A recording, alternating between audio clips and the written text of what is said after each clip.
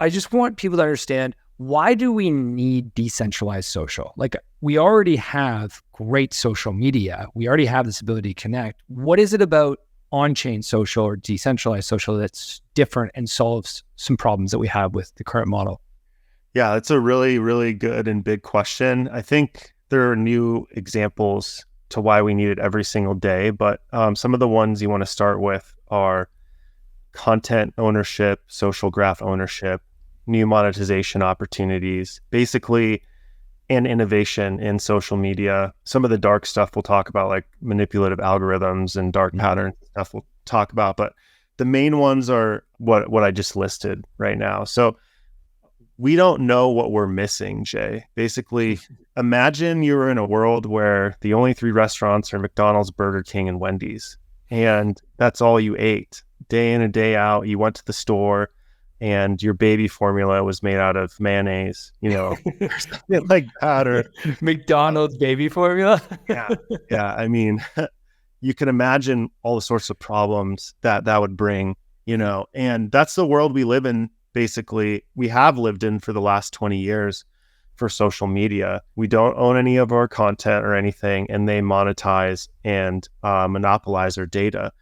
And I don't think people really appreciate like how much they take from us data wise and how much they make off of it. Like, we spend a lot of time, like you said, they've monopolized our day-to-day social interactions completely digitally.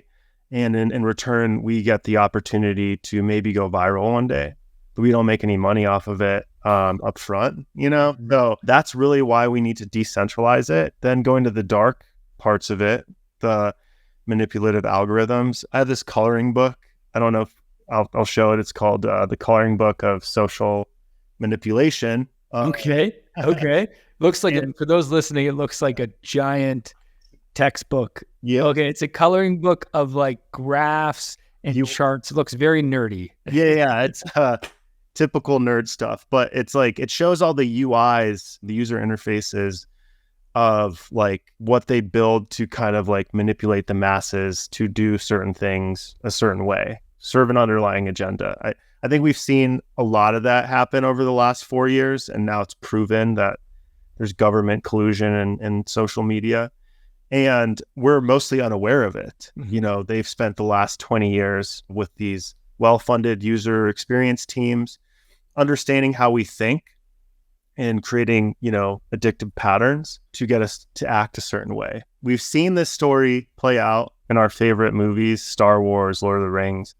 Absolute power always corrupts, right? We've seen it in finance. Bitcoin came around, started leveling the playing field.